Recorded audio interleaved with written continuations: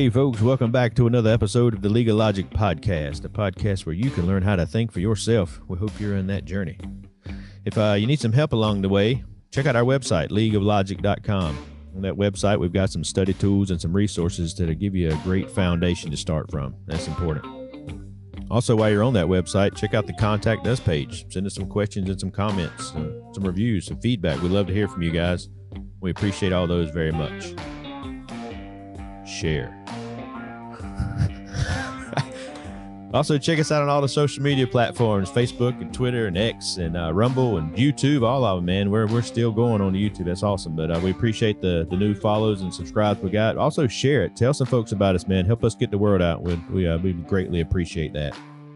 In the meantime, folks, sit back and relax and get ready for another conversation about truth.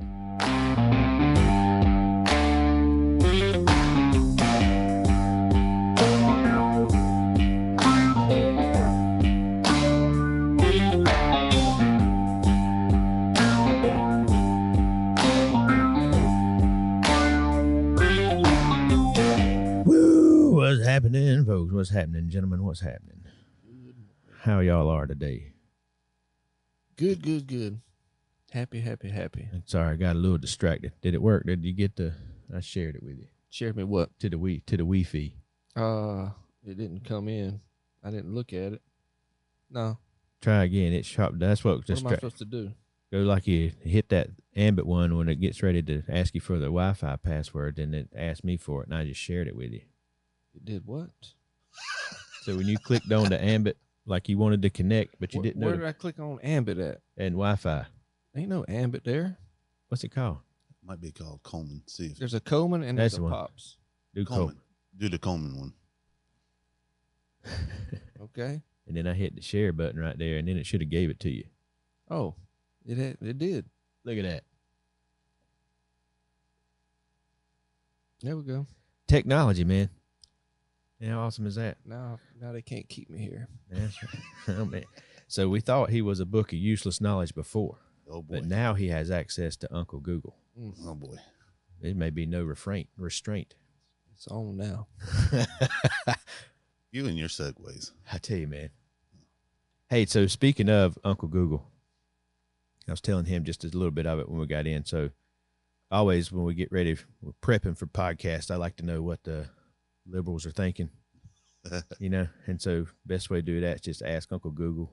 They actually think. It sounds, well, they're told what to think, I guess is a better way. Yeah. So what they're being told.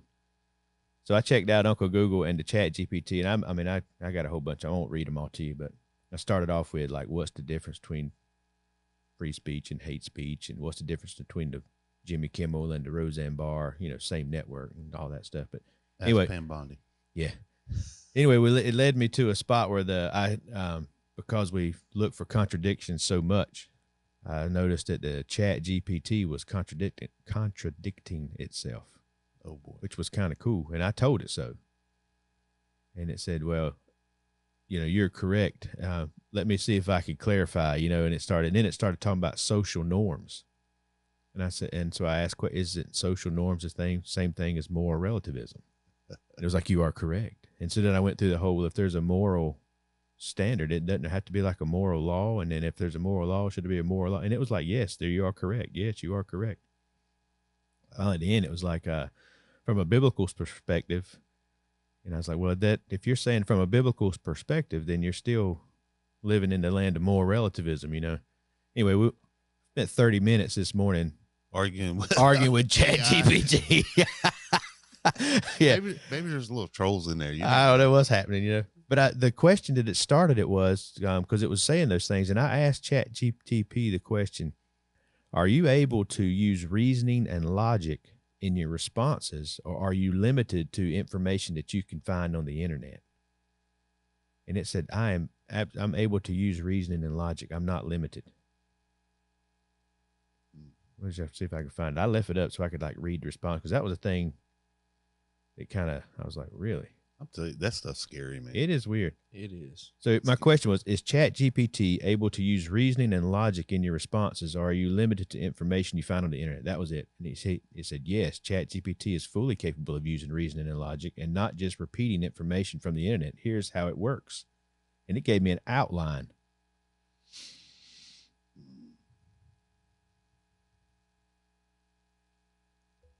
Wow. How cool is that? False gods, false doctrine. You might as well say artificial gods, artificial doctrine. Now we got artificial intelligence.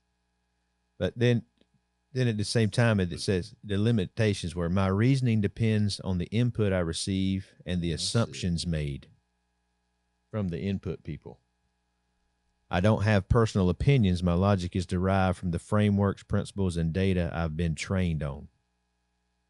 What kind of contradicted itself then? No. Well, that's when I started like, you're not even making sense. You're not making sense. Like Joe Dirt, not maker. Yeah.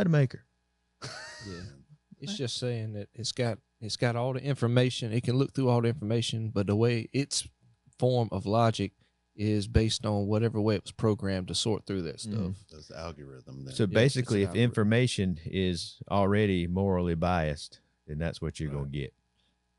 Because I would bet it's not. It's probably comparing information. It's not checking the credibility of the sources behind the information. So that was one of the things that I have actually done in the past when it first came up, was I was asking questions about it. And then I asked, can you give responses that are based solely on confirmed facts rather than opinions? And it said yes. Very simple, yes. Oh, yeah. Well, I mean, yeah. Oh. If you want, I can demonstrate a logical analysis comparing a Roseanne and Kimmel situation purely for reasoning and moral principles without relying on internet sources at all. Mm-hmm. Do you want me to do that, it says? Seriously. That's what it said. Anyway, I guess they don't even know what we're going. We were going to talk about that this morning, just a little bit about free speech versus hate speech. That's what I was looking into. Like, what's the difference? I want to know what hate speech is.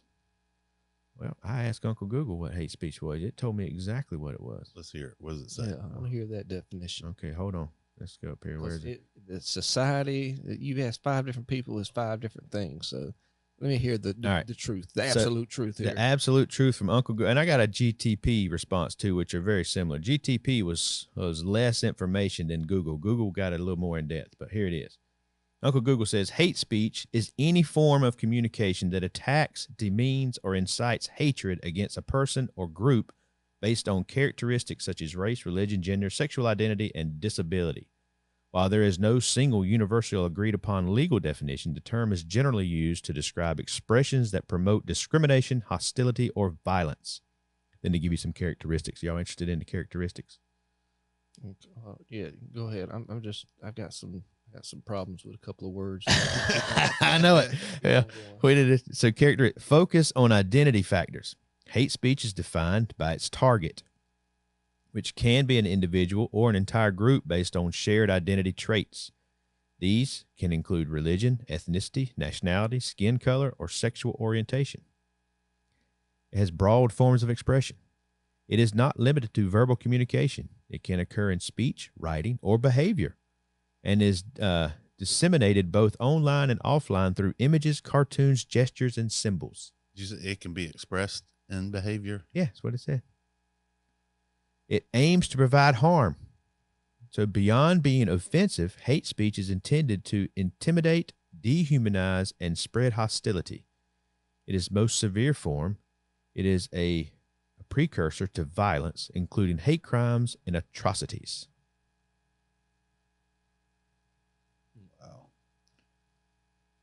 So I've heard 2 words. I mean, I get the whole, read the initial definition. Hate speech is any form of communication that attacks, demeans, or incites hatred against a person or group based on characteristics such as race, religion, gender, sexual identity, or disability. Okay. I don't necessarily have too much problem with that except for one word, and that's the word demean. The word demean, I would think means to cause someone to lose their dignity. And look that up. That's what it says. It says caused a severe loss in dignity and respect. Okay. So respect as a human being is one thing. I don't want anybody to lose their respect as a human being because I don't want to take that away from anybody. That's the image of God.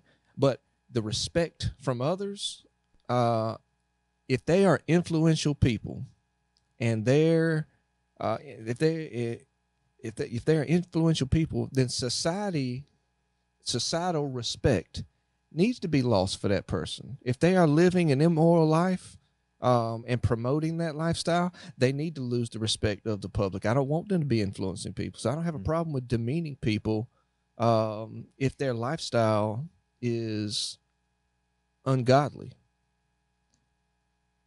Maybe am I too harsh there? I don't think you're going far enough, to be honest with you. And then there's the I agree because this whole thing's a simple answer for me, but I just don't. And then you said I something have a hard about, time following y'all. So you said something about discrimination and the other one. What's wrong with discrimination? If one is promoting morality and the other one is promoting immorality, I want to discriminate against that sort of activity. right, That's not hate speech. That is love speech, Truth. That's truth. Yes. Yeah. So, yeah, I don't want to attack anyone in a harmful way. I don't want to incite hostility in any way. But as far as demeaning and them losing their respect or their influence in society or discriminating against an immoral lifestyle, absolutely. That's exactly what I'm trying to do. Call me a hate speecher, whatever you call those people. I'm that. So, like in the characteristics that it was given of characteristics of hate speech, if this is the standard by which we are going to be able to limit someone from saying something, then no one can ever speak again. Focus on identity factors such as sexual orientation or religion. Those two are in there. Well, as far as we're concerned, everything is based in our religion, is it not? Absolutely. So we can't say anything. We can't say anything or call out anything contrary to biblical based religion, because we would be then focusing on the identity factor of a false religion. We can't say anything against any morality because we'll be focusing on identity factors. If you go by Google's definition of hate speech, it would be considered hate speech.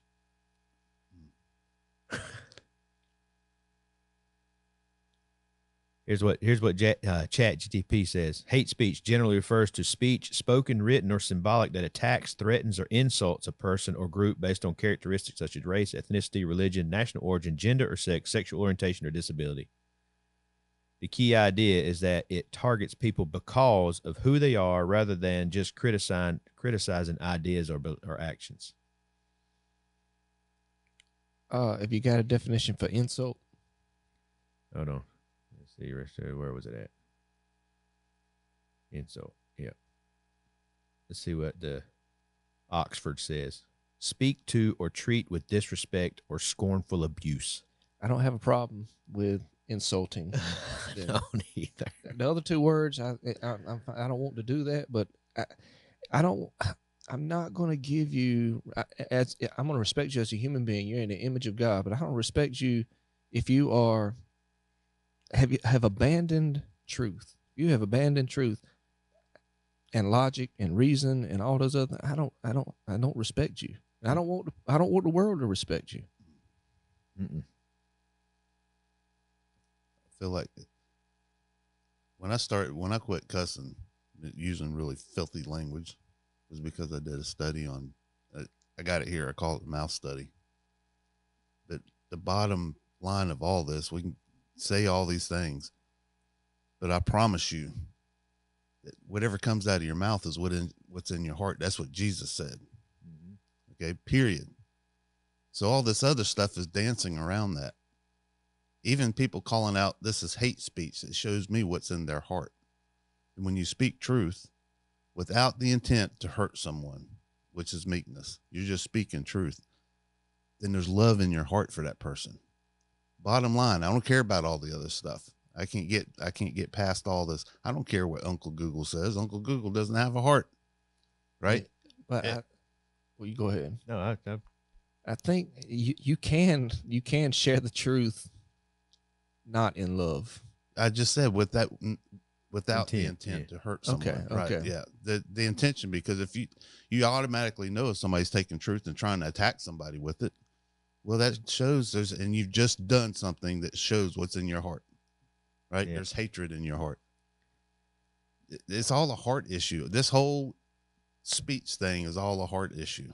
Well, I mean, everything. Yeah. Everything. It's Yes. a heart issue. Every problem in the world is a heart. I mean, I can't remember which theologian said it, but he said the heart of man's problem is the heart of man. It's always the heart. So we dance around all that with all these definitions and all this. So other the stuff. reason that I ask Uncle Google the definition for it is because I wanted to ask Uncle Google the definition of free speech, and I bring it all up because even Uncle Google contradicts itself in its definitions, and I'm showing you why you can't trust Uncle Google for Well, nothing. I understand what you're doing. Let me hear his Right. contradiction. So just so you can hear it quickly, I'll read the hate speech one again. Hate speech is any form of communication, okay? Any form that attacks, demeans, or incites hatred against a person or group of people characterized such as race, religion, gender, sexual identity. And so then it gave you some of the characteristics. Here's what it says free speech is. Free speech is the right to express your opinions, ideas, or belief without fear of the government censorship, interference, or punishment. In the United States, this fundamental right is protected by the First Amendment, which prohibits the government from abiding free speech and press. However, this protection is not absolute. The government can restrict certain categories of speech, such as threats, defamation, incitement. And then it says, so what is free speech? Expression. The right to free speech extends beyond spoken words. It includes everything. Unpopular idea. The First Amendment protects against ideological and offenses and harmful by any means. You can say things that are harmful. You can say those things. So at one point, hate speech says you can't say any communication whatsoever that demeans, that's the word we focused at. Can't belittle anybody for what they, but then free speech says I can say whatever I want. Which one is it?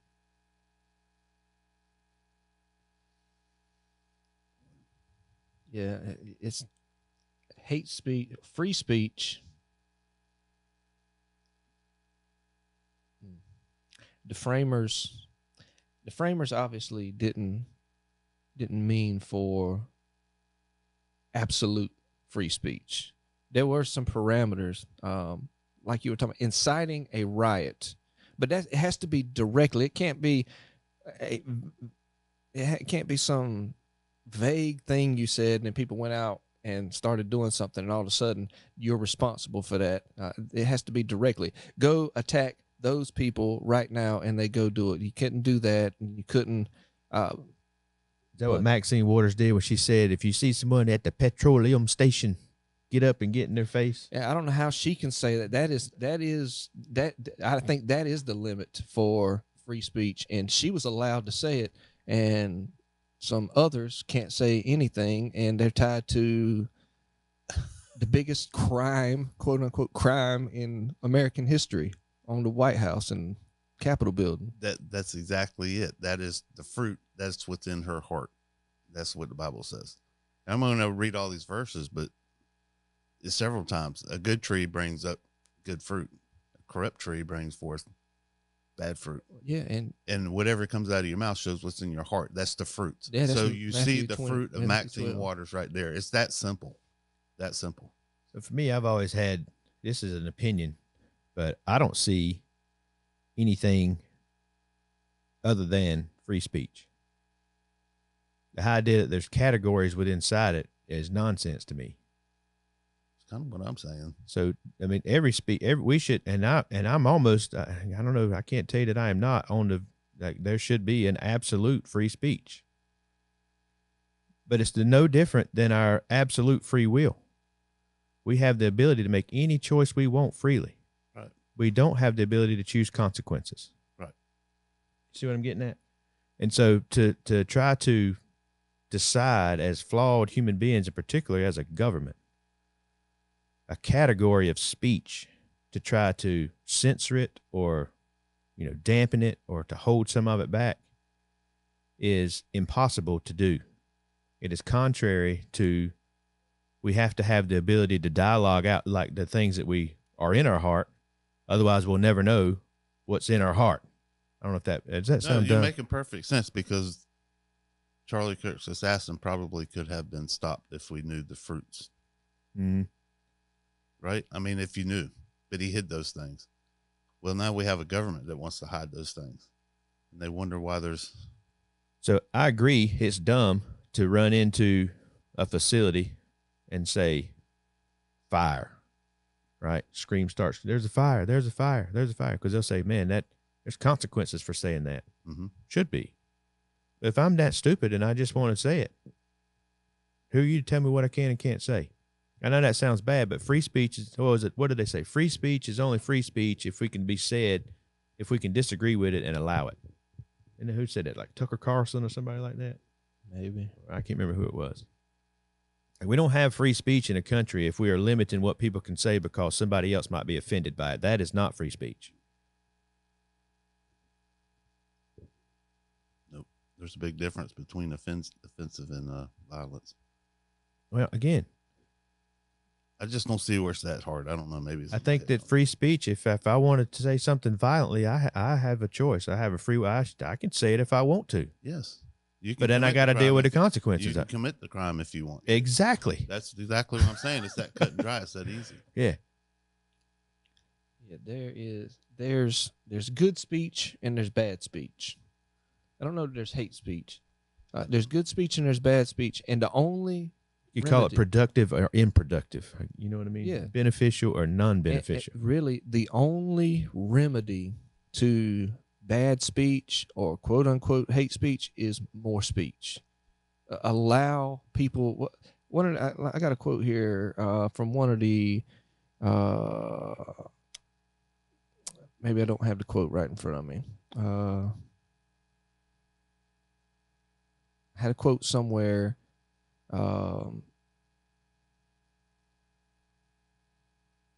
I can't find it. Just continue on with it. So I'll bring this up then. So within this, I found it. okay, go for it. All right. So there's this concept. I don't know if you found this anywhere, but the concept of marketplace of ideas. I don't know if you run across that anywhere. I've heard of that, but I don't really know what it is. Justice Oliver Wendell Holmes kind of coined a phrase for it back in the day, but basically it is truth emerges when all voices, even bad voices, can be heard. Right. Yes. Yes. Yes. You got to allow people to speak. That's what, isn't that what we talk about on Wednesday nights? We don't want to silence anybody. If they have an opinion that's off the wall a little bit, you let them speak. Isn't that what Charlie Kirk did? If you disagree with me, Mhm. come to the front of the line. Exactly. Yeah. That way you know what's in somebody's heart. Yeah. There's you just know. Yep. It's the fruits. That's how it's revealed. And somebody like I'm saying, Charlie Kirk's assassin, you know, he went to these private chats and stuff, and that's where things were said. If they were in the open, somebody would have known, right? There's an issue. They would have known there's a bad fruit there. They would have known his heart. And that, man, this is, I hate to even make it personal because these are the things that came to mind. I didn't want to say this, but I'm going to say it anyway. I'm sorry. Y'all may want to not resign after I make Disclaimer. this. Yeah, disclaimer. It's going to be personal for All the views of Robin do not reflect the review of the other legal. Yeah. Yeah. So just like you're saying, our speech reveals what's in our heart. Right. For us, if we're going to be believers, right, then it is actually important for us. You can't know what your enemy thinks if you don't hear it and don't see it, the Right. things you're talking about. And also at the same time, you may have a false idea about someone else until they start to speak, which I think is important because you don't want to be fooled either. All right. You know what I'm saying? We Yes. want to always be living in the truth. Yes. Think about this. You have someone in your life that you've trusted for years and years and years, and you never doubted anything that they said until there's a disagreement, and all of a sudden their speech turns into false accusation and lies about you and your intentions and stuff like that. And now you understand what their heart really is. Yep. Even if you can't explain it to other people, and they're still just as fooled. Right. You see what I'm getting at? Yes. And I mean, this is a big deal. And so the idea that I'm glad the individual came up with such a lie, because it made it real easy to be like, hey, that guy's a fraud. Right. You know what I'm saying? Exactly what I'm trying to say. And now we're able to discern truth from lies and Exactly. frauds from not frauds. Who's a real Christian? Who's not? You see what I'm getting at? Exactly what I'm trying And to now say. you can, and you have to have that to be able to find truth. Like you're talking about, all the ideas have to be laid out there in order for us to be able to find truth. If all we ever had was kumbaya speech from CNN, right? Right. And so, like, I mean, I'll be honest with you. Like Jimmy Kimmel, he made a comment. It was a flat out lie. I don't, and so is that a reason to lose your job? That's a totally different topic. He should absolutely have been able to say that. He could say it anytime he wants to. But there's consequences, and that was business decision. That was a business decision. It's that simple, and they want to make it all this other complicated stuff. It was no different than, I always went back to the Roseanne Barr in 2018. She makes a tweet about that lady, that whatever her name was, Virginia or something, that worked for the Obama place.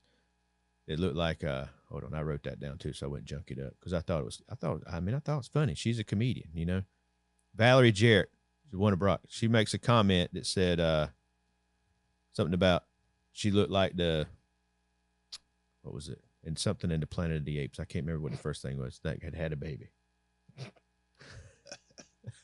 Oh, the Muslim contradict. Yeah, that's what it was. Yeah, I remember like Muslims and the Planet of the Apes had got together and created a baby. I mean, it was. I didn't know who she was. I looked up her picture, and I looked at the picture. I was like, well, you know, maybe.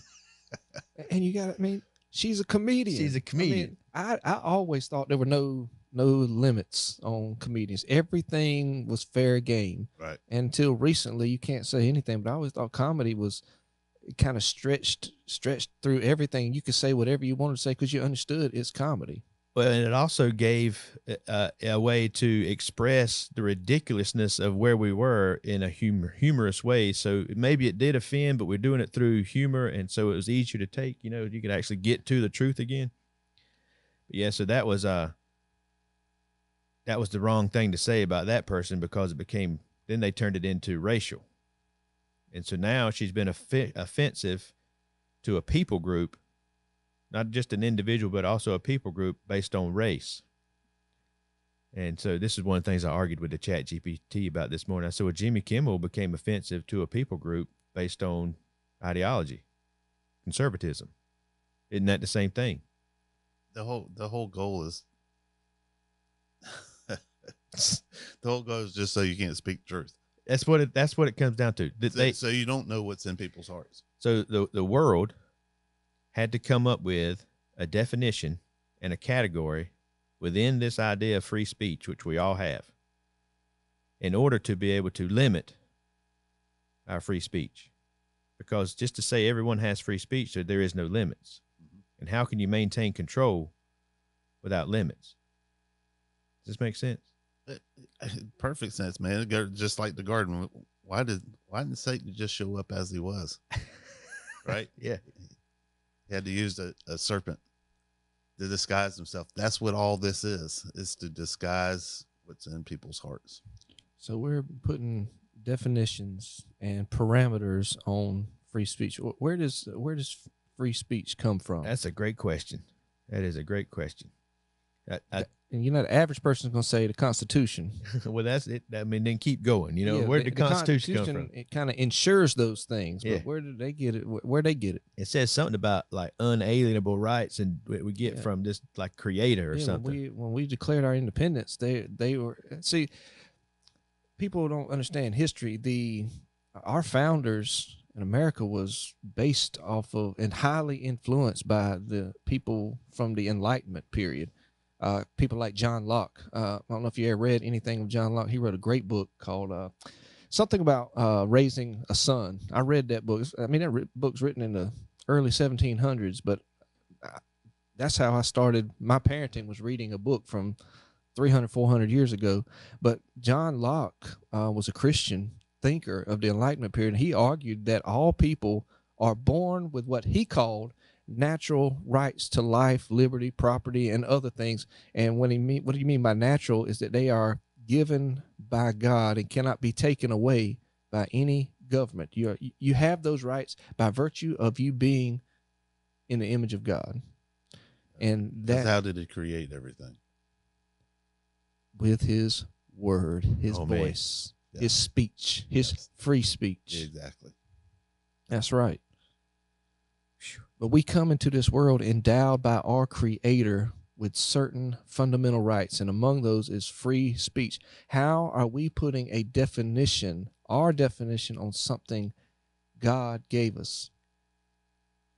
And then what's the reason that we even started this country in the first place? What's the reason that we rebelled and wrote that divorce letter to Britain? It's because there was a man on a throne across the ocean that had put himself in God's stead. And when we did form this country, we said we are going, and he was silencing the people over here that you weren't allowed to print things over here that were against the government, against the king and stuff like that. But the purpose of in our Constitution ensuring and claiming those rights that God gave us is to deter tyranny over the people. James Madison said public opinion sets the bounds of every government, and that is the real sovereign in every free nation in government. So getting back to your point earlier about the tree produces good fruit or bad fruit, the context that was in, because I was just looking it up to see, because I thought so, but I didn't know. I'm always wrong about lots of stuff. I mean, that starts off by saying, beware of false prophets, which come to you in sheep's clothing, but inwardly they are ravenous wolves. Ye shall know them by their fruits. Do men gather grapes of thorns and figs? Every good tree bringeth forth good fruit. Every corrupt tree bringeth forth evil fruit.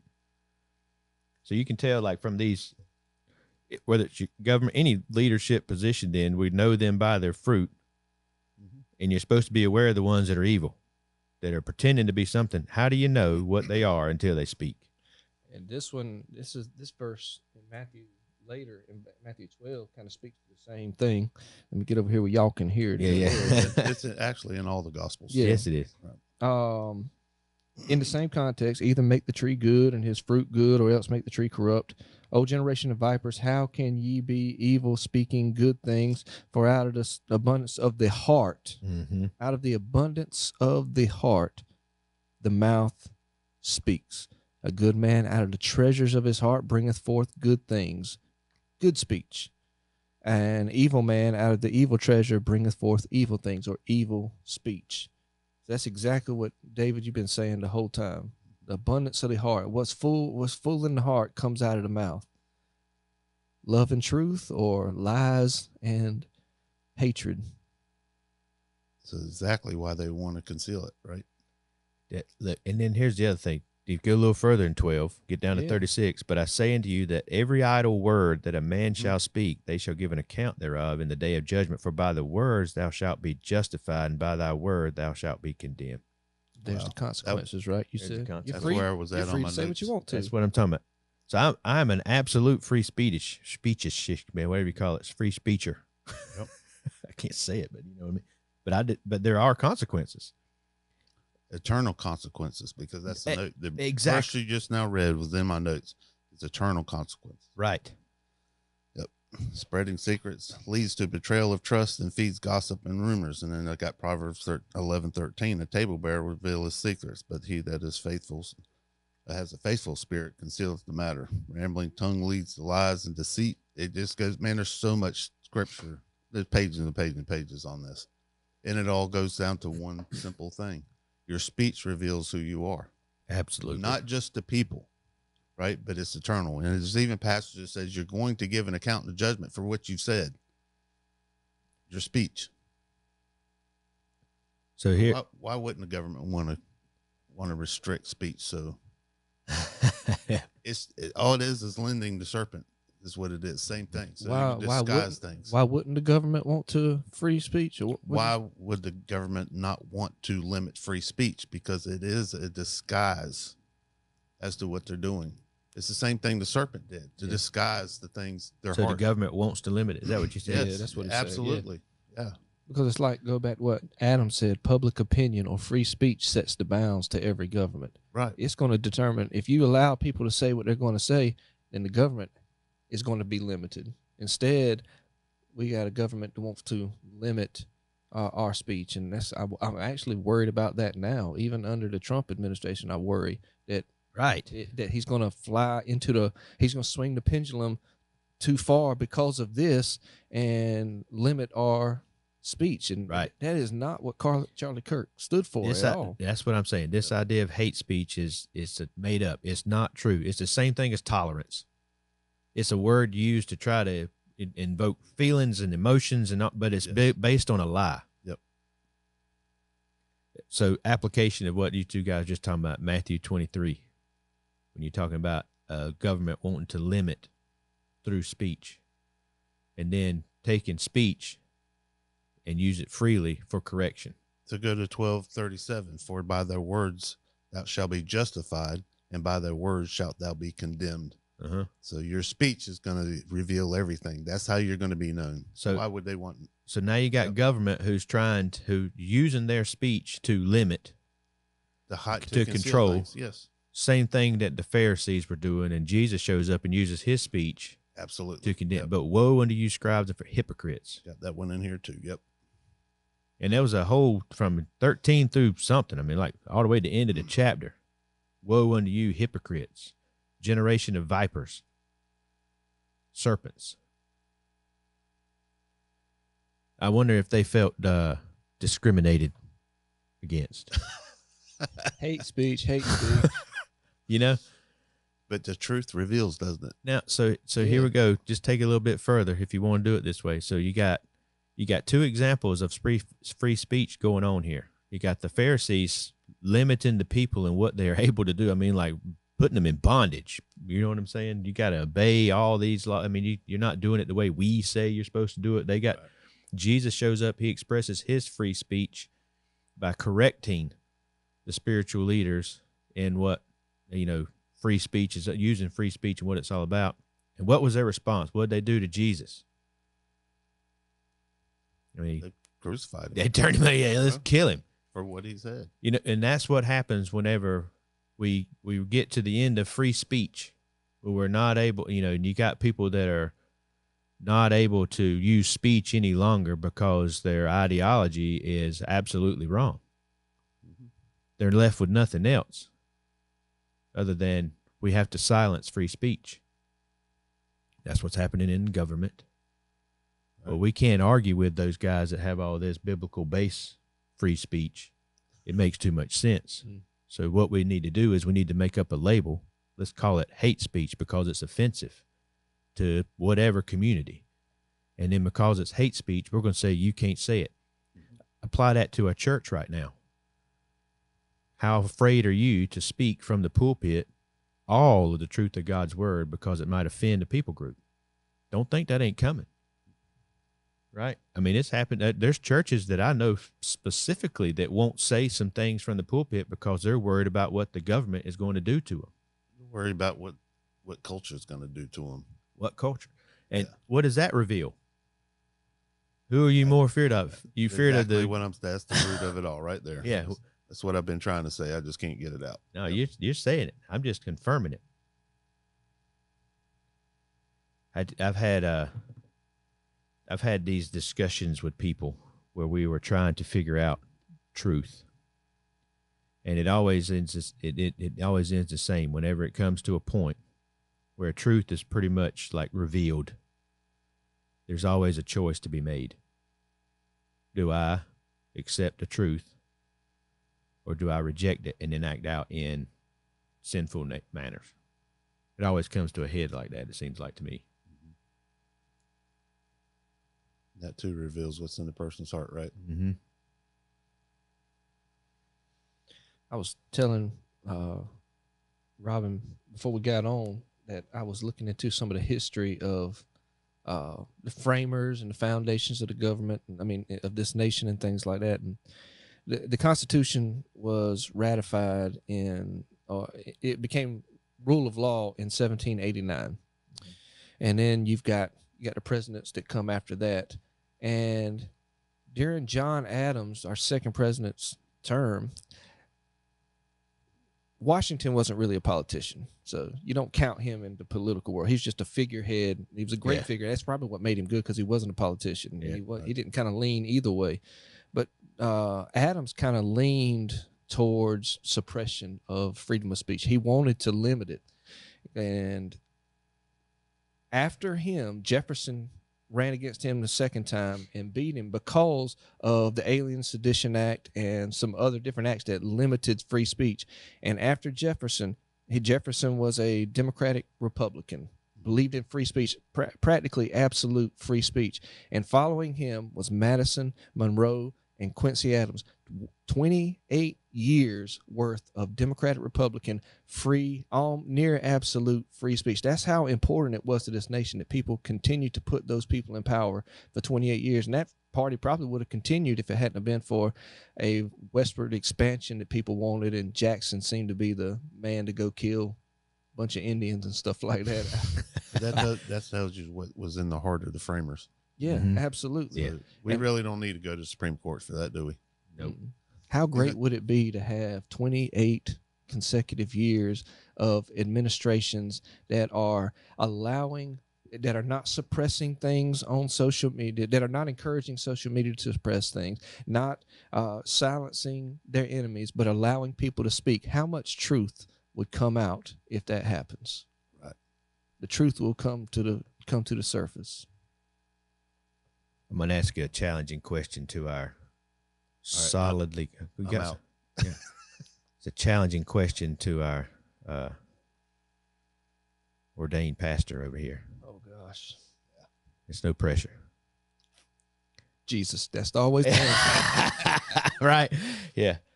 So I've always struggled, and it's a personal struggle, with James chapter 3. Okay, You know where I'm going with this, right? maybe go ahead. So James chapter 3 is talking about taming your tongue. Okay? And I get it, you know, words have power. We can all just say that with authority. Words have power. If you speak good words, speak bad words, doesn't matter. James chapter 3, my brethren, be not many masters. Man, there's like a side note right there. That's like teachers, isn't it? Yeah. Yep. And so anyway, there's a whole thing about it. Not everybody's meant to be a teacher. Let's just say that. That's exactly. That's what it's saying, right? Some people just, yeah. But anyway, because you're going to receive greater condemnation if you are. And then some people are up there just taking it all willingly. Anyway, for in many things we offend all. If any man offend not in word, the same as a perfect man, and able to bridle his whole body. We put bits in horses' mouths that they obey, and we turn them about. Behold also the ship, but a little bitty rudder. You get all that. Even so, the tongue is a little member, and boasteth great things. Behold, how great a matter a little fire can kindle. And the tongue is a fire, a world of iniquity. And so you got all that. You got this whole chapter that's talking about basically the power that we have in words. Obviously, our God, Jesus, used words to create the entire everything we see in creation. How does this apply then in Christianity whenever we are to free speech and things that we say? How does it apply? Yeah, I mean, that's my first one. Okay. We are to. I think what it's getting at, because this is a lot. That's a lot about action, and sometimes you got to go. You have to look behind the action and look to the motivation. Mm-hmm. So sometimes, out of pride, we want to use our tongue to speak truth in arrogance or something like that. Okay. And because we want to prove a point, we want to be right, we want people to know. Mm-hmm. And then there's other times that we speak the truth, not in love. I don't know what the attitude would be, but you want to hurt somebody. You want somebody. I want them to feel this. Not to lead them to Christ, but I want this to hurt them in some way. Both of those are, if you go back up to verse 2 again, both of those are offend. Mm-hmm. Now, when we use the word offend, I'm not talking about hurting the feelings. That word offend means to make them trip up. Malice. Mm-hmm. Yeah, to trip them up in some way, and cause them to sin. Cause them to sin, or cause them to kind of bail out on the faith or something like that. So I think it all goes back to Ephesians 4:15, to speak the truth, but you got to do it in love. When I tell the people, and I don't mean you don't have to be Passive. I It get means I can if a kid is running towards the road, right towards the middle of a road, and a semi truck is coming flying down that road, if I run and tackle them, that might not seem loving, but that is the most loving thing I can do, is tackle them before they ever get out there. When I tell people that homosexuality or transgenderism or abortion or all of these things are wrong, that is me tackling them before they get out into a road that a Mack truck is coming, eternity is coming, and it's appointed a man wants to die, and after this judgment is coming. And the most loving thing I know how to do is tackle them. I'm saying it out of love. I don't want to hurt. If it hurts their feelings, I'm sorry. It ought to. It needs to. But I want them to be saved. Right. And they will not be able to continue down that path thinking that their lifestyle is okay. Yeah, I studied that one too, and it's maybe a simple way to look at it. It's the way I wrote it down for myself, because I'm simple. I ain't that smart. It's relating to both your behaviors and your words combined together. So can both fresh water and salt water flow from the same spring? Can your behavior be bad and your words be good? Can an olive tree bear two different types of fruit? That's all it's saying. They have to match if you're Christ-like. So you can't offer just exactly what Pastor Chris said. You can't offer truth with malice. So then the more complicated, yeah, I get that. Those are great explanations. I'm cool with both of those. The more complicated question that I have, and it may not even be obvious to anybody. It may just be my brain because I'm warped sometimes. You think this passage is ever used incorrectly or applied to congregations and members to try to keep them from speaking truth? Absolutely. It'd be easy to do. Absolutely. Yeah. Very easy to do. Yeah. Think about this. Just like a government wants to limit the citizens' speech because it gives them more power, there are pastors that will use verses like this to limit the free speech of their congregation in order to have more power. It's exactly the same thing they're doing, labeling Charlie Kirk with hate speech. Mm-hmm. It's the same thing. It's just they do it in the pulpit. It's deception, yeah. So as a Christian then, are we, in order to maintain Christian character, are we prohibited then from things like protest because those words could be offensive to some people? For it. Who cares about offensive? Well, this says this. That's what I'm getting. I use this wrong because it says offend. If any man offend. Yeah, yeah. That's a different word than the way we're using it in That's our what I'm culture. talking about. Yeah, I don't want. I'm not sharing it in a way. So we said the word meant to trip up. I'm not sharing it in a way. They're already tripped up. Right. When I'm protesting, they're already tripped up. I'm trying to let them know, hey, you have fallen down. Let me help you up. It's different than that word there. Now you're trying to say things that it's going to trip somebody up on their walk. Why do we even have to use the word protest? What's wrong with just speaking a group speaking truth with one voice? I had actually. Why do you have to even do that? I'm so glad you said that. What's wrong with that word though? I'm saying exactly. They've changed the definition of that, just like they did offend, and they've given it a negative connotation. And so a Christian who protests is automatically sinning because protesting is bad. We'd still all be Catholic if it wasn't for Martin Luther protesting and leading a movement to protest. Right. So like the ridiculous to prove the point. If we show up down there at our school board and we look at those people who say we have the best intentions of your children in mind, so we are going to limit religious views inside of our school, and someone stands up and say, you hypocrite, you generation of vipers. You're like a whitewashed sepulcher. You're pretending like you're all holier than thou, but you're full of scum and just putrid because you've got all these books. You know what I'm saying? Right. Is that bad? It depends on what your heart is. Are you saying it with malice? Oh no, you're doing it because you're passionate about the truth being out there and what they're doing to your kids. But I know that's ridiculous, you know, but you get my point. Right. Yeah. Christians can't do that because that would be protesting, and protesting is bad. False. It's false information. Is that type of language then only reserved and able to be able to use against the spiritual leaders?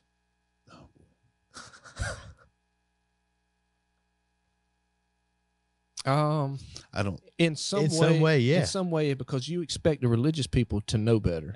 Yeah. I expect y'all know, when it comes to the world, I don't expect it with them, and I want to use I might use a different approach with them, but with religious people, y'all ought to know better than to act like that and do that stuff. It's that whole relationship with your friends, like the guys here on the Legal Logic. I mean, you guys can talk to me whatever you want to. I need like some straightforward, like, you're an idiot. But that person I don't really know too well, that's probably not how I want to approach it. I'm not saying I'm always good about it. Right. But yeah, I mean, anyway.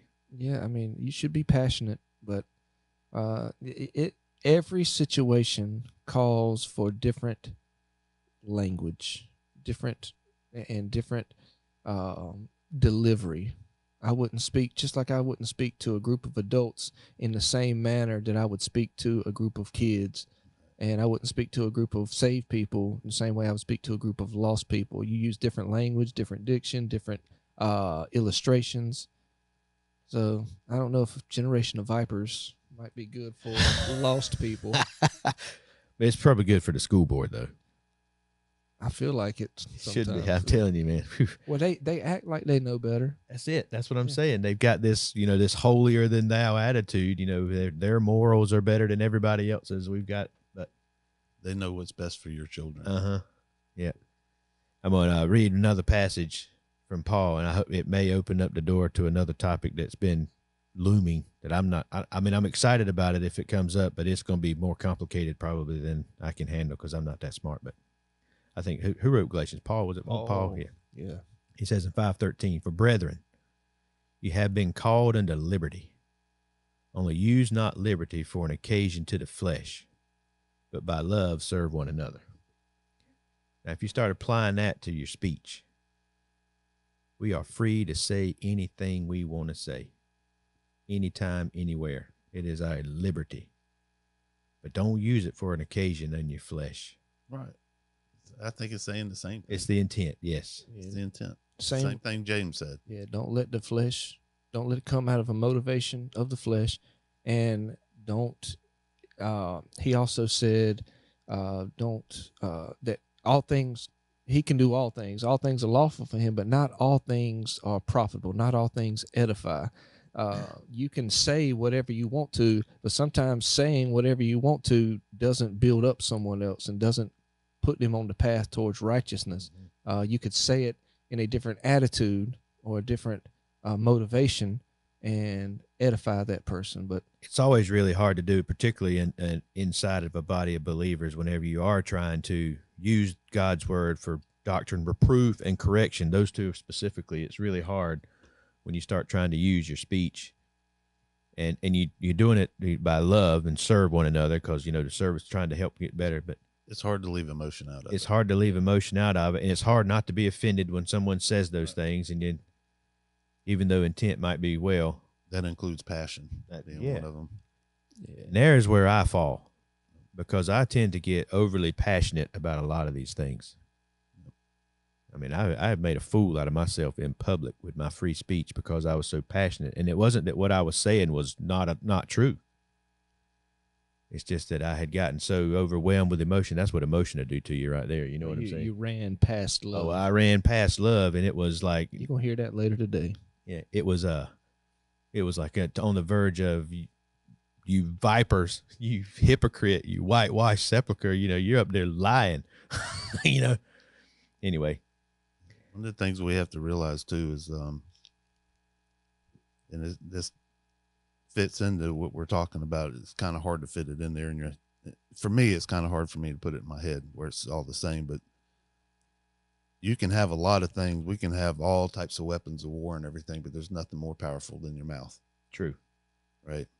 That's something that's even That's biblically, you know, when we look at Romans 10:9, confess with your mouth. Mm-hmm. You know, if you have the faith of talking about your faith, that you can move mountains, but you say something, right? You cast demons out with your words. Even those who were not Christians, who were not right with Christ, used the name of the Christ through their mouth, and miracles happen. That's the power of words. Yeah. We really need to, and I have a hard time stopping and thinking about that all the time. How much power is in your words? How much power is in what I say? That was last Wednesday night. We made a big discussion. It was fun. You know, we get to the event Friday night, and they're like apologizing. Like more than one person came up and be like, "I'm sorry if we offended. Anything we said was offensive." And I was like confused, to be honest with you. I was like, "What are you talking about?" And it is that idea that is given that if I express with my words what my ideas or my thoughts or my questions, even that could be wrong, you know. And I was like, no, if we can't talk freely, right, and plainly, Charlie Kirk said it this way: when we lose our ability to dialogue, we've lost everything. And that's what any limits that you're trying to put on your speech because it's hurting somebody's feelings or you consider it violent or anything. Again, I'm not saying that you should, but I'm saying that you can. Right.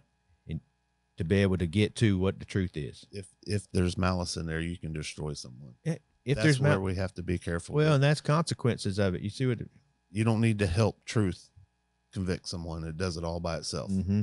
That's what we need to realize. Yep. If you love somebody, are you going to give them a lie? You really want them to believe a lie or live by a lie? No, you want them to live by truth. I think it's that simple. Yes. All this other stuff that comes in that has been created in society just makes it confused, causes a lot of fog. But it's really a simple thing. There's no such thing as hate speech as they define it. There's good speech, there's bad speech, there's beneficial speech, there's non-beneficial speech, but it's all free speech. Exactly. And good and free speech exists to combat bad speech. Ben Franklin said in 1937, he did 1737. This is 50 years before, almost 50 years before the Declaration and in the Constitution, everything like that. He said, "Whoever would overthrow the liberty of a nation must begin by subduing the freeness of speech." Mm-hmm. And in George Washington, who very rarely spoke anything political, said, "If freedom of speech is taken away, then dumb and silent we may be led like sheep to the slaughter." I still go back to that whole idea that truth emerges when all voices can be heard. I want everyone to have free speech, even those that have hateful speech or bad speech. I want them to speak because I want to be able to speak too. I want them to be able to say whatever they want to say so that I can continue to say whatever I want to say, which is truth. Not whatever I say is truth, but I want to be able to say whatever God says. Mm-hmm. What'd you type there? You had something good. I'm putting that in. That's on a show note I'm gonna put in there. Truth emerges when all voices can be heard. That's the marketplace of ideas. I think Justice Oliver Wendell Holmes kind of coined all that. But truth emerges when all voices can be heard. That's right. Let people speak, good or bad. Don't even worry about it. If they tell lies, who cares? That just opens up the door for the truth. Yep. That's biblical too. What is it? Quick to listen and slow to speak. Let them speak, man. That way you can learn where they're coming from. Learn their heart. Even where we started talking about Maxine Waters, let her say it. Let her say it. For those that are following her or voting for her, now the truth has been revealed. You want to vote for her again? Yeah, keep talking. Keep talking. Yeah, keep talking. Yeah. Keep it up. I like it. All right, man. Y'all got anything else? No, just gonna go out here this Sunday and throw some hate speech. Yeah, out do there. some hate speech from the pulpit. Hate speech from the pulpit. All right, we'll try All not right. to turn you in. Try not to. Maybe YouTube won't be mad at you. All right, folks. Y'all have a good week. We out.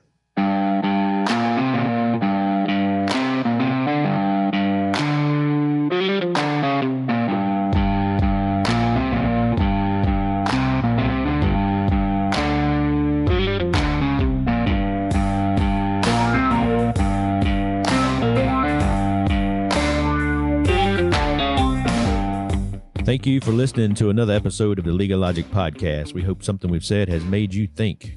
Be quick to listen and slow to speak, not scared to speak. Don't be afraid. It's okay to speak the truth. We hope you do that in love. Also, while you're in the process of trying to find out all these free speech ideas, check out our website, leagueoflogic.com. We've got some cool resources and videos on how they are trying to limit our free speech just to help you think. And if you need a foundation to start your thinking, we've also got study guides on there to help you in this journey in the search for truth. They're very helpful. While you're there, hit us up on the Contact Us page. Send us a topic, a comment, a review, just some feedback, man. We love hearing from you guys. And then check us out on all the social media platforms, Facebook and X and Truth Social. And we're also on Rumble and YouTube. They still got us on there. So like, share, subscribe, anything you can do to keep up with the channel and then to help us get the word out. We would greatly, greatly appreciate that. We hope you guys have a great week, and we look forward to you tuning in on the next episode.